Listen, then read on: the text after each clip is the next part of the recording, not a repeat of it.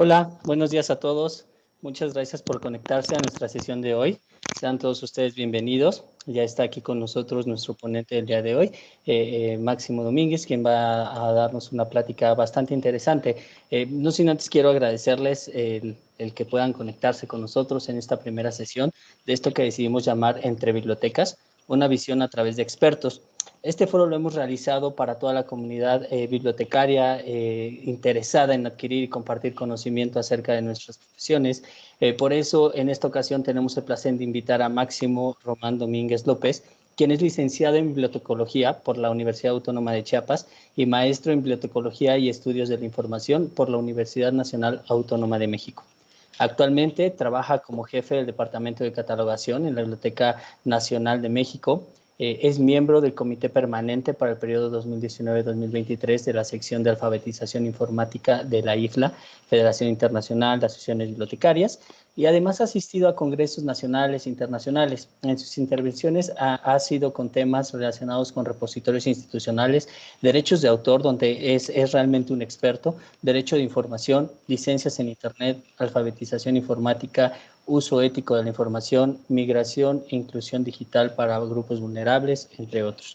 Les puedo asegurar que esta sesión estará llena de grandes experiencias y conocimientos respecto a las tendencias en catalogación. Sabemos que los comentarios, la plática que nos va a dar en este caso, van a ser bastante útiles para toda la comunidad. Creemos que es un espacio bastante interesante donde vamos a poder compartir conocimiento. Hacia el final de la sesión va a haber oportunidad de que puedan participar si necesitan hacer algunas preguntas. Durante la presentación también pueden dejar sus preguntas en el chat. Estaremos agrupándolas para que al final podamos retomarlas y así poder darle respuesta a todas ellas, ¿no? Antes de poder cederle la palabra, quiero nada más comentarles, presentarme yo. Mi nombre es Rodolfo Hernández, soy parte del equipo de ICNAI Online, quienes acercamos este espacio, generamos este espacio. Estaré trabajando en el staff conmigo, Mike Castillo. Él se encuentra viendo todo este tema de las preguntas, va a estarle dando orden a todo eso y más adelante pues él tendrá una intervención para que nos pueda informar de cuáles son las preguntas que nos están haciendo ustedes, ¿vale? Adicionalmente, quiero recordarles que pueden seguirnos en nuestras redes sociales, Facebook, YouTube, LinkedIn, estamos como ICNAI Online Latam. Ahí podrán encontrar contenido relevante, también podrán encontrar diferentes webinars, información que generamos para ustedes y bueno, podrán enterarse también de nuestras agendas respecto a futuras sesiones virtuales que estaremos compartiendo para ustedes. Sin más, cedo la palabra a Máximo Domínguez. Bienvenido, muchas gracias Máximo, te dejamos en tu espacio. Muchísimas gracias a todos y a ustedes por la invitación. Realmente para mí es un gran gusto el que esté compartiendo este espacio. El tema que ahora les traigo es justamente los modelos que existen en cuanto a la catalogación. Estamos en un proceso complicado para la Biblioteca Nacional. Complicado, complejo, pero es parte de este desafío que tiene lo que trajo consigo la pandemia. Estamos replanteando nuevos escenarios de trabajo, flujos de trabajo, revisión de procedimientos, estamos trabajando también en la manera de cómo dar acceso a los contenidos, cómo hacer agrupaciones de registros, cómo mejorar la integridad de los metadatos al momento de procesarlos, y también estamos trabajando en la parte de la preservación, en la preservación digital, cómo se va a hacer, desde qué momento, qué metadatos se van a agregar a estos recursos de información. En fin, estamos realmente en un proceso, en una primer parte de planeación de todos los procedimientos, desde los que van, como comentaba, desde la preservación, desde el momento en que se toma la decisión de digitalizar una colección, por qué se va a digitalizar, quiénes son los que están involucrados en la toma de decisiones, qué metadatos técnicos se van a agregar una vez que se decidan que esa colección va a ser la ideal. En fin, los retos van de distintos lados, desde la preservación, la organización, la agrupación de conjunto de datos, pero sobre todo lo que estamos realizando es, todos estos trabajos están centrados en el usuario. No pensamos que la catalogación o que la organización de la información tenga que estar solamente vista desde el punto de vista del catalogador, sino tiene que ser un aspecto más frontal, más abierto hacia el usuario, que entiendan por qué estamos haciendo todos estos cambios. Y bueno, pues en estos retos estamos justo en estos momentos. Me voy a permitir compartir la pantalla, ¿no?, de la presentación que hice. Esta es la presentación. Sí se ve, ¿verdad? ¿Alguien me puede decir si se ve?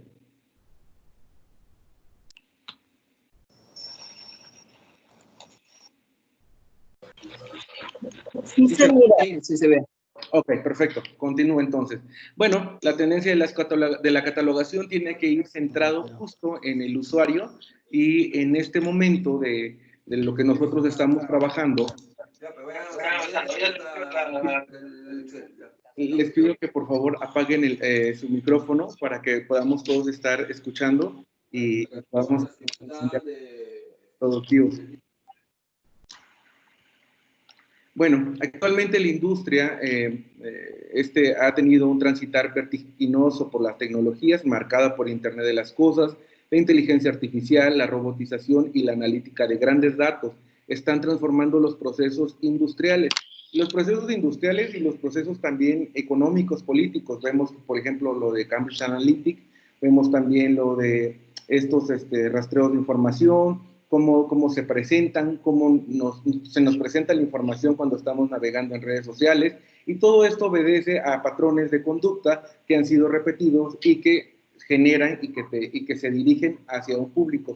Estamos ante un escenario que podría llamarse como un búnker informativo, en donde, de acuerdo a nuestras búsquedas, nuestro comportamiento y búsqueda en la recuperación de la información, estamos siendo como bombardeados por esta información en distintos aspectos. Entonces, justo este procesamiento de información, de datos, lo que produce es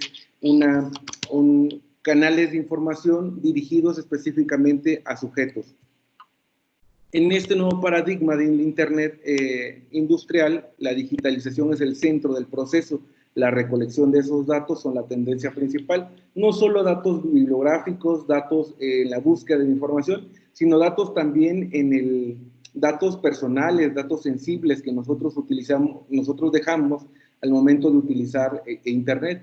Todos estos datos, lo que se hace es que después se agrupan, se procesan, se analizan y se dirigen y se reutilizan por empresas, se reutilizan por las plataformas en donde nosotros previamente ya dimos autorización de que esos datos sean utilizados. Y ahí entraremos en otro debate donde si lo hicimos de manera tácita o es de manera indirecta, pero lo que sí es real es que se utilizan nuestros datos de información y que el centro de todo esto es los datos que se generan.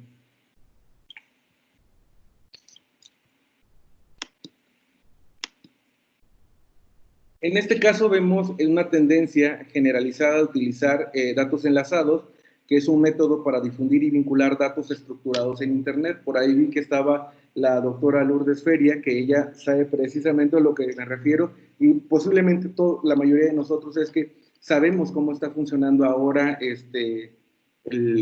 Google, cómo es que presenta la información a partir de agrupar datos y representarlos. Por ejemplo, vemos en una búsqueda somera, por ejemplo, de Biblioteca Nacional de México, cómo se presenta la información. Te aparecen los datos que se relacionan con la Biblioteca Nacional de México, fotografías representativas, las más likeadas, las más que les gustan más a las personas, o las que te ofrecen la ubicación de dónde se encuentra la localización de esta biblioteca. También te aparecen una breve reseña de un sitio, por ejemplo, en este caso Wikipedia, que es la 5ª página más buscada en Internet, y lo que hace es que agrupa y te manda la información de tal manera que tú puedas tener una noción primero de lo que estás buscando y dónde se encuentra esa información. En este caso hice una búsqueda, por ejemplo, de películas de Tarantino, y la interfaz como te presenta la información son las imágenes, el título de las películas, te aparece también los años en los que son publicados las películas, te aparece, por ejemplo, el nombre del personaje, del productor en este caso, y te aparece también las preguntas relacionadas con tu pregunta, por ejemplo. ¿Cuáles son yo puse películas de Tarantino y a su vez se relaciona con otras preguntas. ¿Cuáles son las películas de Tarantino? ¿Cuántas películas ha hecho Tarantino? ¿Cuáles son las 8 películas de Tarantino? Es decir, las búsquedas, en este caso de mi pregunta principal, se relaciona con otras que ya han hecho y las muestra como preguntas relacionadas. Y es así como se utiliza este método de datos enlazados para poder representar esta información. Pero a mí me gustaría irme un poquito más atrás para entender un poco de cómo se entienden las relaciones en el contexto de bibliotecas, en el contexto de registros bibliográficos. Las bibliotecas contienen datos bibliográficos, todos lo sabemos, son previamente tratados y analizados por seres humanos, no por computadoras, y aquí hago este énfasis porque el trabajo de la inteligencia artificial nos ha rebasado en muchos aspectos. Por ejemplo, si vemos que ahora con esta inteligencia artificial se pueden simular retratos o pinturas de determinados personajes de la historia. Por ejemplo, cuadros de Rembrandt. Había en la OMPI, en esta página de propiedad intelectual, se agregaron, se mostró un invento, un producto acerca de cómo esta inteligencia artificial trabajaba.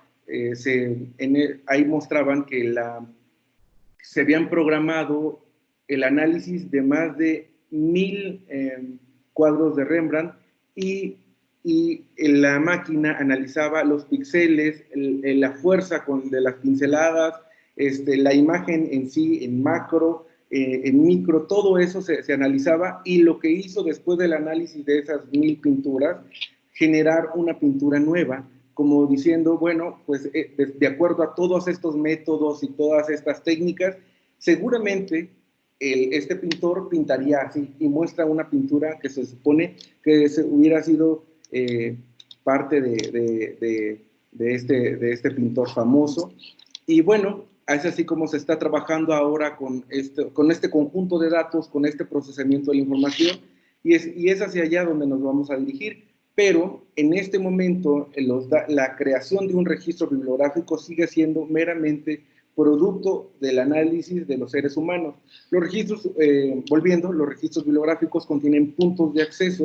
Estos puntos de acceso son determinados por los catalogadores, por los que hacen la catalogación descriptiva, los que hacen la catalogación de encabezamientos de materia, la clasificación en este caso. Y bueno, todos estos registros bibliográficos siguen siendo parte del ser humano. Entonces, lo que yo ahora les vengo a mostrar es justo cómo se está haciendo la parte de la catalogación para entender los modelos en los que nos vamos a dirigir. Estos modelos son modelos que se relacionan al mundo bibliográfico. Ahorita vamos a ver, déjenme ver un segundito, estoy buscando.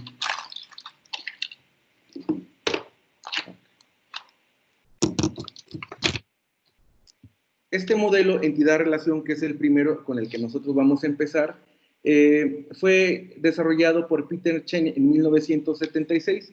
Se basa en el modelo de datos en las relaciones, que está basado en dos: entidad-relación, entidad-atributo. La entidad es la representación de cualquier cosa, objeto y concepto. El atributo son las características que identifican la entidad. En este caso podemos ver camionero como la entidad, camión, paquete, ciudad, y todo lo que está alrededor es lo que gravita, que tiene que ver con sus atributos, que es el nombre, la población, el RFC, los teléfonos, la dirección, el salario, y que conduce es la relación hacia el camión, que tiene también sus propios atributos, que tiene una matrícula, un modelo, una potencia, un tipo.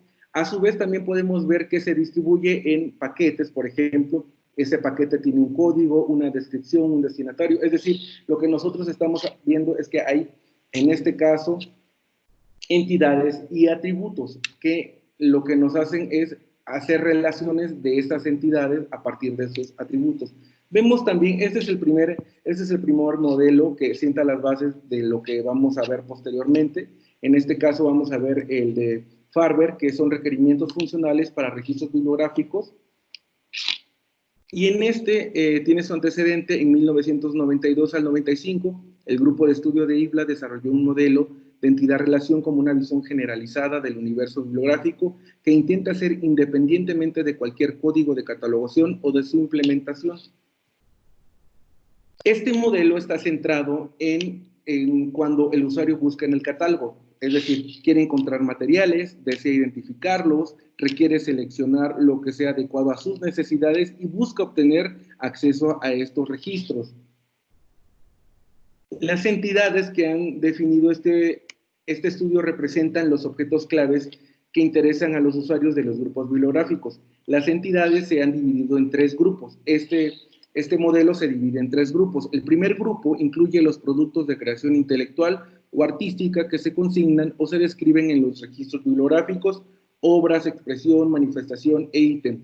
El segundo grupo incluye aquellas entidades responsables del contenido intelectual o artístico, la producción y difusión física o la custodia de dichos productos, personas y entidades corporativas. El tercer grupo incluye un conjunto adicional de entidades que sirven como sujetos de una producción artística o intelectual, concepto, objeto, acontecimiento y lugar. Podemos ver en la siguiente diapositiva que es así. El primer grupo se relaciona con la obra, la expresión, la manifestación y el ítem. Vamos a ver cada una de ellas a detalle. Por ejemplo, la obra es la creación intelectual, abstracta, ideas, conceptos. Por ejemplo, la Ilíada de Homero, Don Quijote de la Mancha, de Miguel de Cervantes Saavedra, no es el texto de la obra, sino la creación intelectual que se encuentra en todas las diferentes expresiones.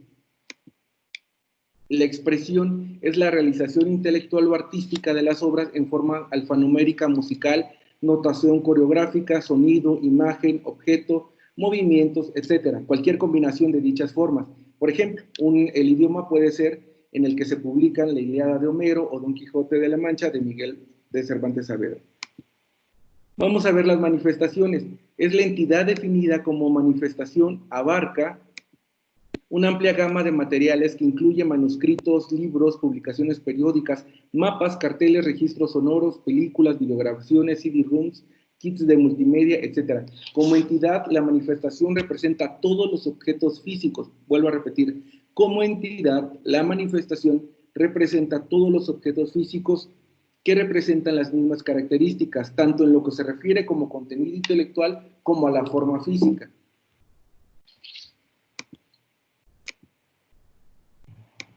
La cuarta entidad es el ítem. Entidad definida como un ítem es una entidad concreta. Se trata en muchos casos de un único objeto físico, un ejemplar de una monografía o un solo volumen, una cinta de audio. Aquí podemos ver el ejemplo de Farber en las entidades. Esta obra que es esta idea abstracta, luego la expresión que es el texto, la traducción, puede ser una edición crítica, el texto original, o puede ser una versión original en español o en inglés, una versión doblada, y la manifestación es aquel formato físico, papel, HTML, película, DVD, y el ítem son las copias o los ejemplares de estas obras. Así podemos entender el segundo grupo, entidades y relaciones, por ejemplo, obra, expresión, manifestación, que son poseídos por una persona, que son producidos por una persona o por una entidad corporativa, o son realizados por una entidad corporativa o creado por una entidad corporativa. Este segundo grupo se compagina con el primero, y vamos a ver de qué se trata.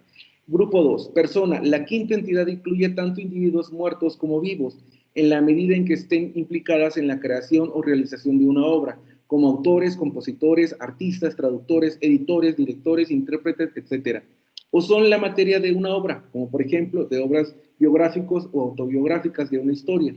En el caso de entidad corporativa, abarca organizaciones y grupos de individuos u organizaciones que se identifican mediante un nombre particular, incluidos grupos ocasionales y grupos que se constituyen como encuentros, conferencias, congresos, expediciones, exposiciones, festivales y ferias.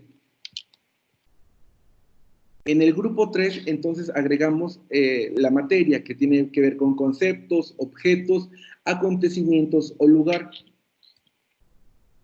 El concepto abarca una amplia gama de abstracciones que puede ser materia de una obra, campos de conocimientos, disciplinas, entre otros. El objeto es una cosa, una materia, objetos animados e inanimados que existen en la naturaleza. Acontecimientos incluyen una amplia gama de acciones y sucesos que pueden constituir la materia de una obra, acontecimientos históricos, épocas, periodos de tiempo. Lugar abarca una amplia gama de localizaciones terrestres o extraterrestres, históricas y contemporáneas, representaciones geográficas y jurisdicciones geopolíticas. En este caso vemos un ejemplo en el concepto economía, romanticismo, bibliotecología.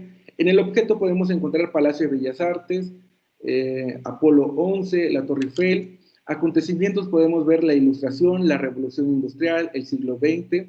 El lugar puede ser La Rumorosa, Machu Picchu, la Quinta Vergara, por ejemplo. Estos pueden ser como algunos ejemplos en los que se relacionan estas entidades.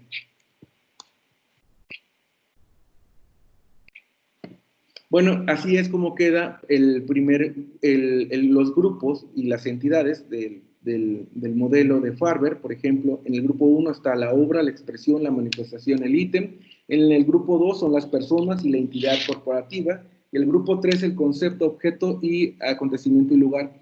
En la primera, el grupo se encuentra en toda la creación intelectual. En el segundo grupo, los responsables de los contenidos de la producción y distribución de la custodia. Y el tercer grupo se encuentran los ejemplares físicos de la obra. Vamos a ver los atributos que tienen cada una de estas entidades.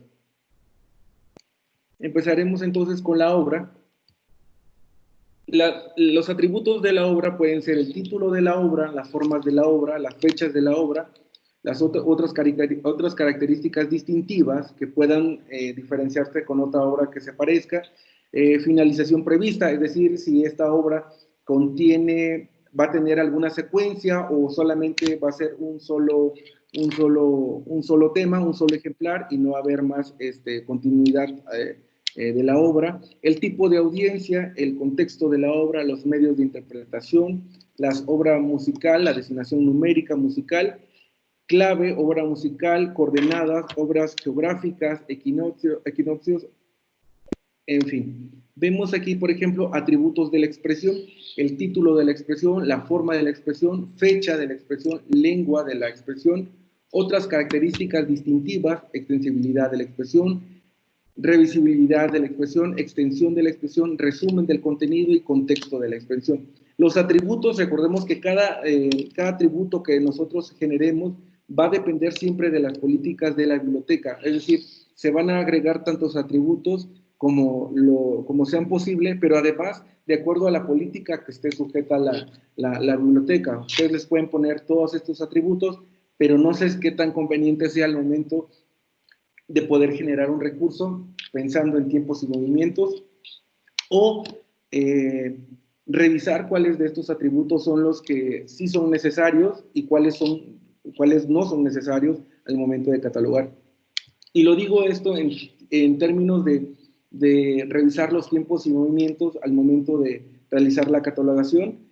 Hay datos bibliográficos, datos en la expresión, que no puede ser tanto del interés del usuario, o puede ser que no se puedan utilizar o no se puedan de alguna manera sacar provecho, porque se quedan, son como al final como algunas notas que no presentan mayor interés. Vemos en los atributos de la expresión, respuestas críticas a la expresión, restricciones de uso, los modelos de secuencia, si es una publicación seriada, regularidad prevista de la publicación, esto tiene que ver con las publicaciones seriadas, frecuencia prevista de la publicación, o sea, los meses, si es trimestral, mensual, en fin, tipo de partitura, en este caso estamos hablando ya de notación musical, medios de interpretación, escalas, si es una proyección, si es una imagen, un objeto cartográfico, tiene alguna técnica de presentación, es una imagen, es un objeto, representación de relieve, en este caso estamos hablando de objetos cartográficos, geodésica, cuadrícula y medida vertical, técnica de grabación, características especiales, técnicas, en este caso, cómo fue grabado, cómo va a ser abierto ese material, cuáles son como especificidades que se tienen al momento de abrir estos objetos. Y atributos de la manifestación, títulos de la manifestación, mención de la responsabilidad, designación de la edición o emisión, lugar de la publicación, la distribución, el editor, el distribuidor, las fechas de publicación, el fabricante, la mención de la serie, la forma en el soporte, la extensión del soporte, si es un soporte físico o digital, es el modo de captura. En este caso también vemos las dimensiones del soporte, si tiene un identificador de la manifestación, tiene una fuente de adquisición o autorización para el acceso, tiene algunas condiciones de disponibilidad, tiene algunas restricciones del acceso, es también necesario también describirlo, la tipografía del libro impreso, el tamaño de la letra, la foliación, la colación, es así el estado de la publicación, si es una publicación seriada, numeración, velocidad de la reproducción al momento de la reproducción, anchura del surco, tipo de grabación, configuración de la cinta, tipos de sonido, características especiales de la reproducción, el color, si tiene una escala de reducción, en el caso de microfilm, polaridad, generación, en el caso de proyección audiovisual o la microforma, formato de representación, requisitos del sistema, que eso es importantísimo, cuáles son los requisitos que se debe de tener al momento de reproducir ese material, y si es necesario que se ponga o no se ponga para el usuario. Eso tiene que ser, si va agregado en una nota, o si va agregado también entre corchetes para poder describir qué es el requerimiento que se necesita en este caso de este material, el modo de acceso, la dirección del acceso del recurso electrónico y remoto. En el caso del ítem vamos a ver nueve relaciones: el identificador del ítem, la huella tipográfica, procedencia del ítem, las marcas, el historial de la exposición, el estado del ítem, el historial de tratamientos, tratamiento de programado y las restricciones si tiene en este caso el ítem. En el caso de las personas podemos ver el nombre de la persona, la fecha de esta persona, el calificativo, cómo se le llama, si tiene algún calificativo, don, señor, investigador, otras designaciones asociadas con las personas, los nombres que se le asocian a determinados personajes famosos, también se tienen que agregar en estos atributos de las personas. Los atributos de la entidad corporativa, el nombre de la entidad corporativa, número asociado a la entidad corporativa, lugar asociado a la entidad, fecha asociada a la entidad y otras designaciones asociadas a la entidad corporativa, con el fin de poder determinar y ser claros al momento de describir a esta entidad corporativa. Vemos también en otro registro, por ejemplo, los registros funcionales y de numeración de los registros de autoridad. El objetivo de estos son los que están centrados justo en la autoridad. Es un complemento de Farber. En este caso hay 5 entidades que tienen que ver con el nombre, el identificador, el punto de acceso controlado, las normas del centro de catalogador. Y bueno, estos están centrados, como decían, en el usuario, en cuando busca un usuario en un catálogo, el proceso es encontrar una entidad o conjunto de entidades cuando se ha buscado por uno de sus atributos o relaciones. Identifica una entidad, es decir, comprobar que es la entidad buscada, poder diferenciarla de otra idéntica o saber cuál es la manera de validar para buscarla. Contextualizar una entidad, ubicarla en su contexto, aclarar la relación entre entidades o la relación entre la entidad y el nombre por el que es conocida. Y en este caso justificar para poder saber por qué se ha escogido un nombre para representar esta entidad. En este caso vemos también otro modelo que tiene que ver con requisitos funcionales para registros de autoridad, que tiene que ver con el tema el tema y el nomen. En este caso, aquí tenemos que pueden ser, el nombre puede ser esta entidad que se representa, que puede ser representado por un lenguaje libre o controlado, y cada uno de estos pues, registros bibliográficos nos van a ayudar a entender todo este mundo de cómo se van a hacer las relaciones, cuáles son los atributos que son importantes y cuáles son las relaciones que nosotros vamos a determinar para representar de manera adecuada nuestros registros bibliográficos. Estamos en un proceso justo en este momento en el Departamento de Catalogación de poder entender estos modelos y poder determinar cuáles son las relaciones que nosotros vamos a utilizar, qué modelo, a partir de qué, cuántas relaciones vamos a generar, pero también cuál es la manera en que cómo es la manera en que vamos a realizar esta actividad con la nueva normalidad y revisar a profundidad estos modelos para poder determinar cuál es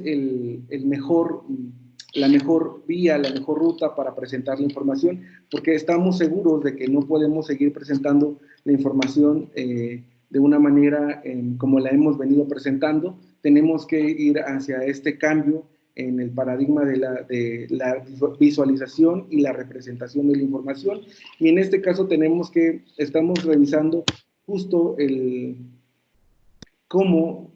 qué manera hacer más accesible estos registros, si es necesario poner muchísimas notas o pensar más bien en un sentido más, apostando más hacia los temas o hacia una buena descripción. Entonces, estamos en este momento de una encrucijada interesante, compleja, porque estamos justo revisando estos modelos para su aplicación con el código RDA, que aquí no es tan fácil como pensamos, porque tiene que ver con un catálogo que ya de por sí dialoga o que te presenta registros anteriores, registros que tienen una evolución, que de alguna manera se quedaron con algunas reglas, con algunas políticas, y nosotros tenemos que adecuar todas estas relaciones a esas reglas, a esas políticas que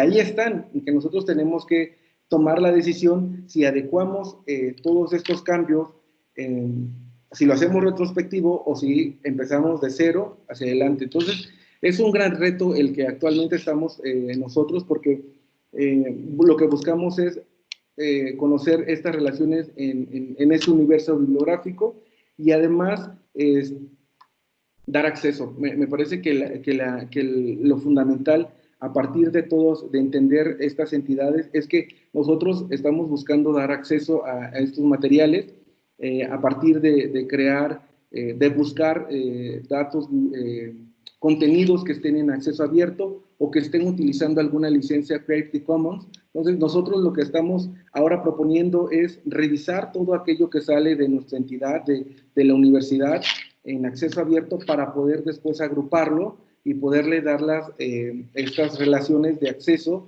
y de poder codificarlo de manera pues, pertinente. Esta es una de las cosas, de los grandes desafíos que nosotros tenemos en la Biblioteca Nacional. Primero, poder determinar todo el universo bibliográfico que está en acceso abierto, y poder después enlazarlo hacia donde está el acceso. Y ese es por un lado. Y lo segundo es revisar también los aspectos legales en cuanto al derecho de autor, en el caso, por ejemplo, de las obras que están ya en dominio público, las obras que están bajo las licencias Creative Commons, o hay un fenómeno que también nos está pasando, que son revistas que salen o que se producen bajo el Creative Commons, bajo copyright, y la versión en digital ya está producida en Creative Commons, pero la versión impresa aún contiene derechos de autor. Entonces, estamos en esta disyuntiva de, ok, tenemos la versión impresa, la agregamos a nuestro registro, y la versión que es digital la vamos a poner a disposición en nuestro catálogo con determinados contenidos, con determinada información. Entonces, estamos en este proceso de cambio, de revisión permanente de estos modelos, y me faltó ponerles el último modelo, que es el que agrupa todas estas tres funciones, o todas estas tres entidades, para que estos registros sean los más completos y puedan dialogar de una manera importante. Para mí ha sido un placer, y espero sus preguntas.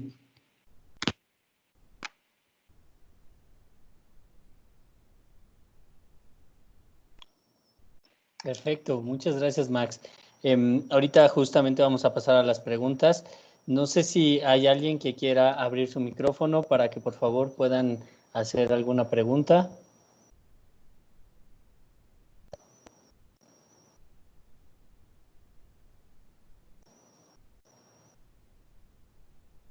No sé también, Mike, si tenemos alguna pregunta en el chat. Sí, tenemos una pregunta de Veroslanda. Nos pregunta, ¿cuánto tiempo se lleva en catalogar un documento? ¿Cuánto se puede hacer al día? Y si esto es realmente laborioso respecto a lo funcional y útil que es la catalogación.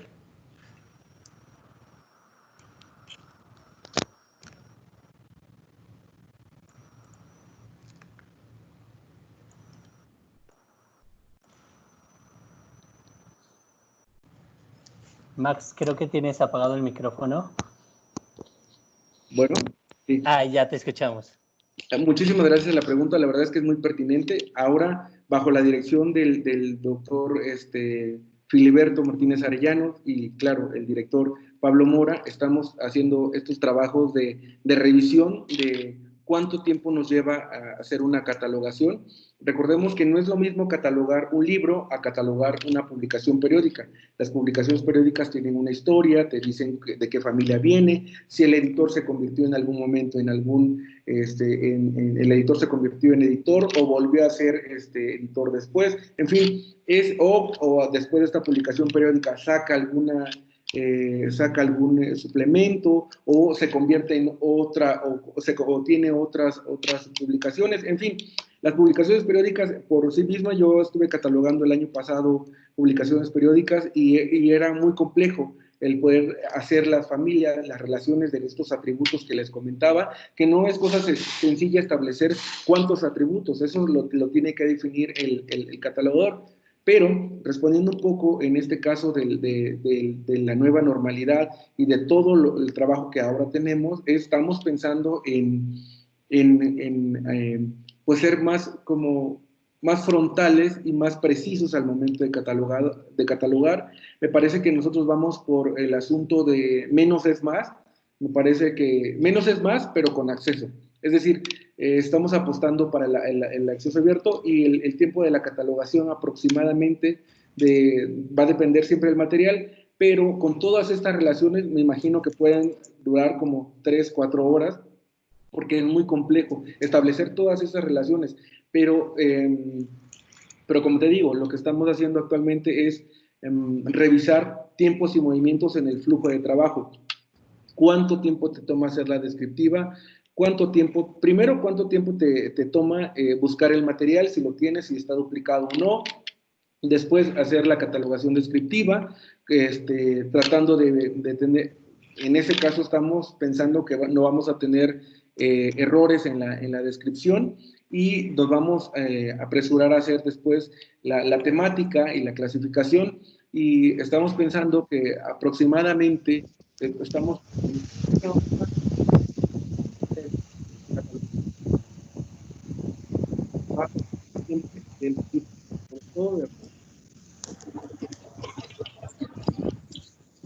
Ok, perfecto. Perfecto.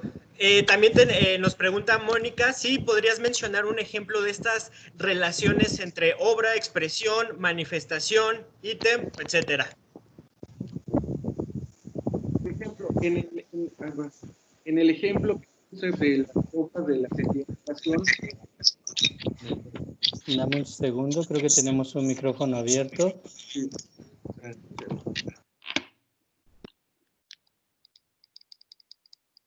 Listo. Sí, por ejemplo, vemos las obras que están relacionadas con las expresiones de cómo por ejemplo, de un material. Creo que ahí estaba el ejemplo en este caso, de cómo se generan, cómo están las relaciones a partir de la obra, la expresión, y la expresión y las manifestaciones, que las manifestaciones es justo en todos estos contenidos, los contenidos como los formatos en los que están presentados la información. Me parece que lo que valdría la pena, ¿sabes? Es como, hay una serie de ejercicios que que están en LC, me parecen muy padres, porque te manda la imagen y te dice, usted que entiende por obra, usted que entiende por manifestación, usted que entiende por expresión, y tú vas agregando ahí cuáles son lo que tú entiendes por obra, si es una manifestación, si una expresión, y de alguna manera haces pues haces estos ejercicios para poder entender. Creo que se cortó, Máximo. Sí. Démosle un minutito, por favor.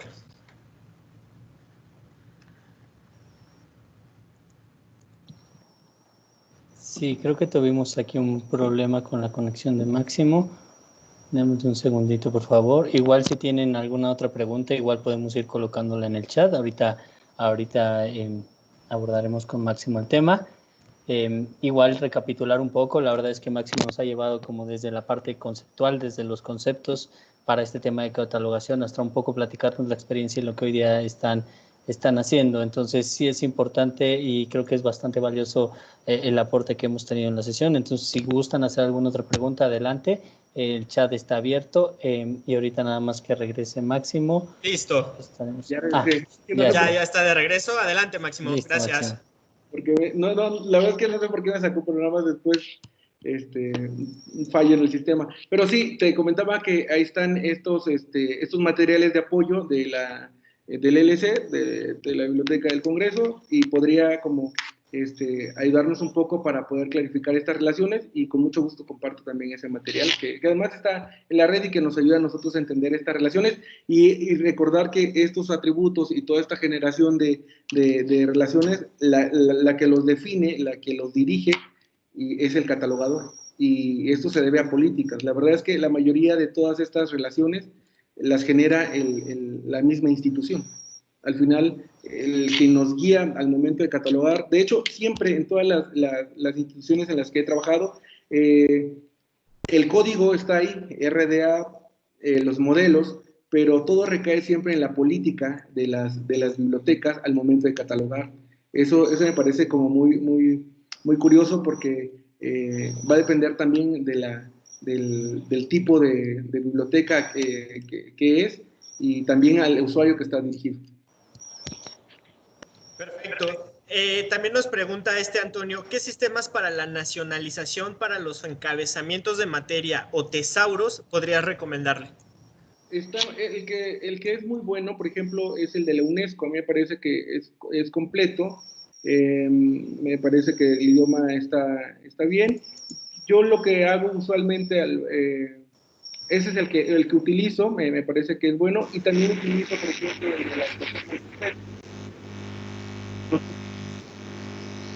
Máximo, creo que nuevamente tenemos un problemita con tu audio. No, creo que más bien tenemos un micrófono abierto, Mike. Ok. No estoy haciendo ruido. Listo, perdón. Perfecto. Sí, hay herramientas para hacer la creación de encabezamientos de materia, y en este caso pues, el de la UNESCO es muy bueno, y también el de la LC, de la Biblioteca del Congreso, que es también fundamental. Perfecto. Oye, Alejandro nos pregunta si LEM Digital es bueno, si lo puede recomendar.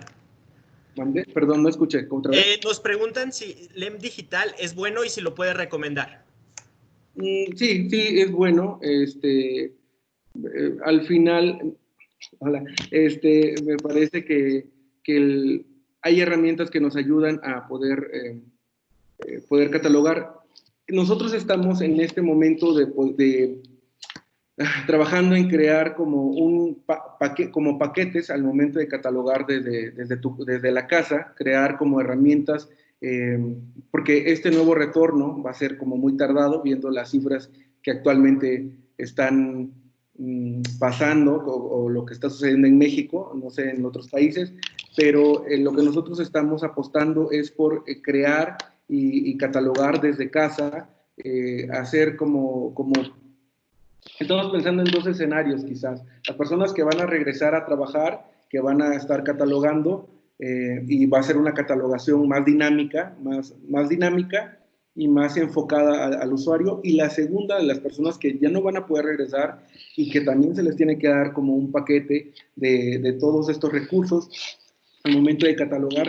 Estamos pensando también en crear como sitios o crear recursos para todos los colegas que requieran información sobre catalogación. Y pues estamos ahí trabajando en la Biblioteca Nacional para que pues todos podamos seguir adelante con nuestra rutina, con nuestro trabajo. Y lo más importante de todo esto es compartir experiencias, compartir la cooperación desde los mismos registros. A veces creo que somos un poco celosos con nuestros registros bibliográficos, y yo pienso que el éxito de las bibliotecas no es trabajar aisladamente, sino trabajar en cooperación, trabajar para que nuestros catálogos sean visibles y que puedan, a nivel, por ejemplo, nacional o regional, se pueda tener como ese conjunto de datos y se puedan tomar decisiones para bien del usuario. Buenísimo. Verónica nos pregunta que estos aspectos están dirigidos para la catalogación descriptiva, pero ¿qué nos puedes mencionar para el catálogo de autoridades? Para el catálogo de autoridades, pues te digo que estamos ahorita viendo los modelos, estamos todavía revisando el procedimiento particularmente, vamos de menos a más, estamos revisando el proceso de las descriptivas, justamente lo que mencionas, y después vamos a ver cómo validar, cómo hacer la garantía literaria al momento de crear un registro de autoridad, cómo se van a hacer los vínculos, cuáles van a ser el peso que debe de tener un registro de autoridad, se va a continuar como lo que se está haciendo ahora, con todas estas, porque hay elementos mínimos para poder crear un registro de autoridad y hay otros que los convierten y que se consolidan a partir de cuántos metadatos o atributos o garantías literarias se puede agregar a ese registro. Entonces, estamos en ese proceso todavía de revisión, todavía no tenemos algo como concreto, pero estamos trabajando en mejorar y a mí me parece que la manera como en la que se va a dirigir ahora es que tiene que ser didáctico y tiene que ser como muy dinámico, esa sería la palabra. Hacia eso nos estamos dirigiendo en el catálogo de autoridad. Buenísimo. Tenemos una pregunta de Mercedes que nos pregunta ¿qué tan útil o aceptado es utilizar términos libres como encabezamiento de materias? Híjole, ahí sí hay dos cosas. Recordemos que el caso de nosotros utilizamos lenguajes controlados para indizar, para que se recupere la información es el contenido, ¿no? El análisis de contenido. Hay unas bibliotecas que lo que hacen es que, no sé si ustedes las han visto, en donde agregan está el registro bibliográfico y agregan, te dan la oportunidad de que tú agregues algunos conceptos, alguna información que se relacione a ese contenido. Me parece que vale la pena, pero no estoy tan seguro de irnos por la libre. Me parece que el punto cardinal de todo esto es la organización, y entre mayor tengamos organizado y sepamos qué es lo que vamos a poner ahí, creo que será mejor en la recuperación. De hecho, aunque nosotros tengamos este control así pulcro, nunca falta la falla en el asunto de la recuperación, en la indización. Entonces vale la pena más o menos seguir con lenguajes controlados. Me parece quizás la tendencia pueda ser el etiquetado social que le llaman, ¿no? Y que el usuario sea el que pueda determinar cuál es el contenido cuál es el concepto del objeto. ¿Valdría la pena? ¿En qué casos sí? ¿En qué casos no? ¿Para qué determinados productos sí vale la pena, sí vale que participen los usuarios en la creación de estos contenidos? Estoy pensando justo ahora en Wikipedia, por ejemplo, en la etiqueta, por ejemplo, de sus imágenes, cuando te dicen describe tal cosa y te piden que tú estés llenando estos registros, o en YouTube, por ejemplo, que tú agregas videos graciosos. Aquí estoy un día en casa, valdría la pena ahí utilizar esos términos o describirlos así, pero no sé qué tan factible sea en una biblioteca, y en el caso, por ejemplo, de una biblioteca nacional que tenemos como una responsabilidad mayor todavía. Perfecto. Gloria Silva nos pregunta si los recursos como LEM en formato digital y LC digital serán necesarios para un catalogador y clasificador en esta nueva realidad. Híjole, me parece que hay más estrategias, sí y no. Yo pienso que también la UNAM tiene registros de autoridad importantes, valiosos, y que pueden ayudar a verificar, que te pueden ayudar a trabajar. Hay también otro, déjame buscarlo y después se los muestro. Es un programa que es de OCLC, que es clasificar un servicio web de clasificación experimental. No sé si ustedes lo han utilizado. Tú le agregas el título, el autor o, por ejemplo, el ISSN y te aparece, por ejemplo, cuántas veces se ha catalogado en el mundo ese registro, cuál ha sido la mayor clasificación que ha tenido a nivel mundial, y eso te puede dar una visión de qué es, hacia dónde dirigir tu catalogación, y si tienes alguna duda, despejarla. Entonces es classify.oclc.org, y ahí está ese servicio, que además es libre, desde tu casa lo puedes utilizar. De todos modos se los dejo, y a mí me ha ayudado muchísimo. Cuando tengo alguna duda de algún material, reviso ahí y veo cómo lo han catalogado otros colegas y digo, esta es la ruta que debo de seguir, y está en acceso libre, no es necesario el pago. Perfecto. Franklin nos pregunta si para encabezamientos de materia en línea, ¿cuál es el más eficiente? A mí me parece que uno se hace de sus propias estrategias. Déjame ver. Por ejemplo, el registro de autoridad de la UNAM, por ejemplo, me parece que es muy bueno. La autoridad de materias, a mí lo he utilizado y me ha servido. Me parece que vale la pena utilizarlo. O también lo que hago es buscar en algunas bibliotecas, por ejemplo, de prestigio, y veo cómo están describiendo ese material o esa materia, y ya me baso en esos registros de alguna manera para poder conocer. O sea, uno se hace de sus estrategias. No creo que un solo lugar nos pueda dar como la línea, sino que nosotros tenemos que buscar y hacer nuestras propias estrategias. Perfecto. William también nos pregunta si en su país no hay un catálogo de autoridades establecido. ¿Qué tan fiable es tomar en cuenta BIAF? Y para una biblioteca universitaria, tomando en cuenta la antigua RCA A2, ¿qué nivel se debería catalogar? En el nivel 3, me parece.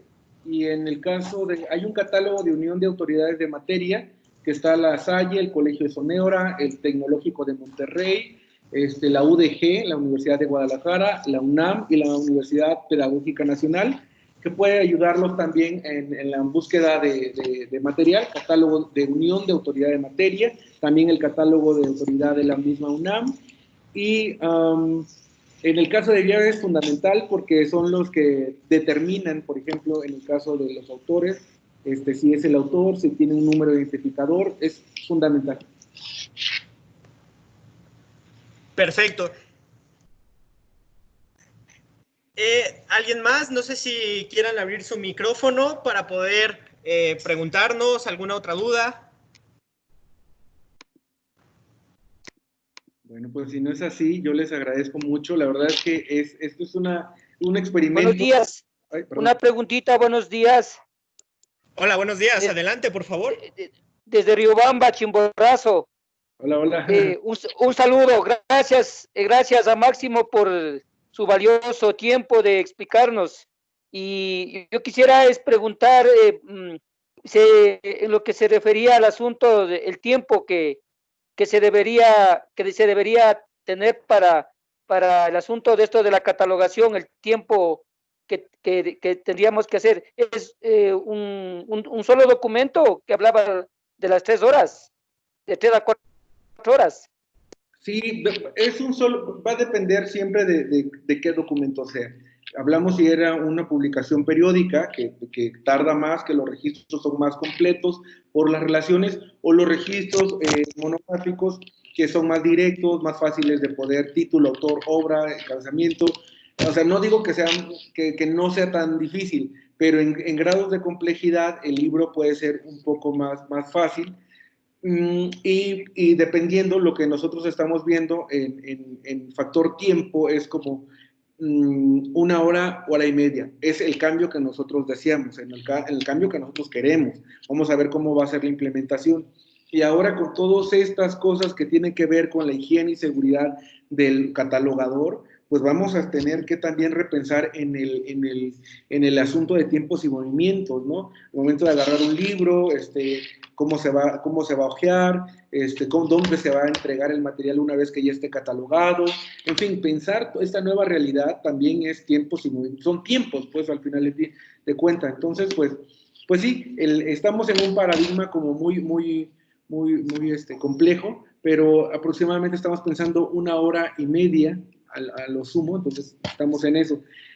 Y el otro tema de los que yo les quería hablar para finalizar esta charla, este conversatorio, el tema que ahora está fuerte para México es el asunto de la copia privada con el tratado del TMEC, el asunto de las sanciones que existen.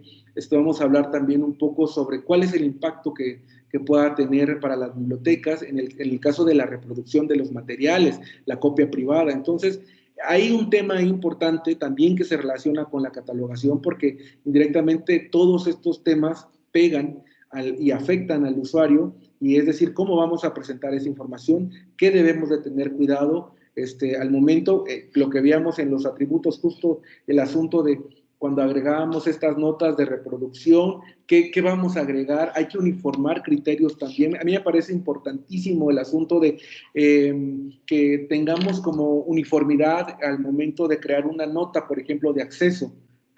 Cuidados con el derecho de autor por esto y esto, o es una copia de Creative Commons por o sea, revisar eso que de alguna manera me parece que trataré de hacer un documento que pueda servirle a todos los colegas, que puedan ayudarlos con los recursos que tienen, pero invitarlos también a seguir la conversación, no sé si sea por aquí, ojalá que sí, sobre el asunto de pues todo lo nuevo que viene con el derecho de autor, con todo esto que seguramente nos va a impactar a todo el trabajo del catalogador. Aunque parezca mínimo, todo esto de reproducción, de conservación, afecta al momento de poner a disposición.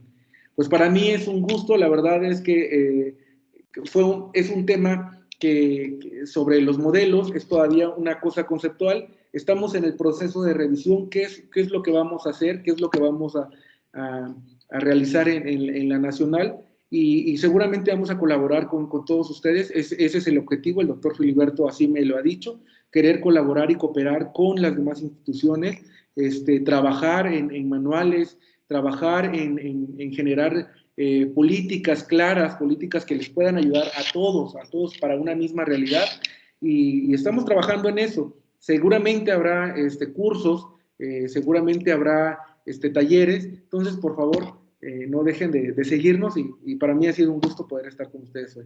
Muchas gracias, Máximo. La verdad es que gracias, sido... Máximo, gracias. Perfecto. Tengas gracias, un lindo día. Gracias.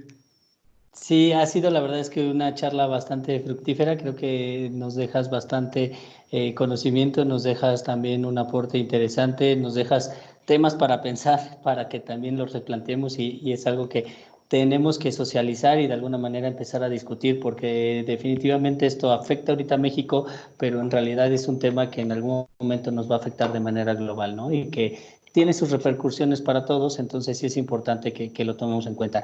Nuestro espacio siempre va a estar abierto para ti. Agradecemos mucho tu presencia, el conocimiento, el aporte que nos diste el día de hoy. Agradecemos a todos los asistentes. Les estaremos compartiendo el video de la sesión. También pediremos a Máximo que nos comparta su material para podérselos hacerlo llegar a todos ustedes. Y bueno, nuevamente dejamos este espacio abierto para ustedes, es para la comunidad. Lo que queremos es que sea un espacio en el que se pueda socializar el trabajo que se hace hace desde las bibliotecas, desde la parte de la industria de la información, y que podamos de alguna manera compartir ese conocimiento, compartir, charlar y de alguna manera discutir los temas que sean necesarios para que pues esto pues, nos enriquezca tal cual de manera profesional. Nuevamente te agradezco, Máximo. Muchas gracias a ustedes, estamos en contacto, ojalá que pronto. Cuídense bastante. Perfecto, gracias a todos. Un abrazo fuerte. Hasta luego, chao. Hasta luego.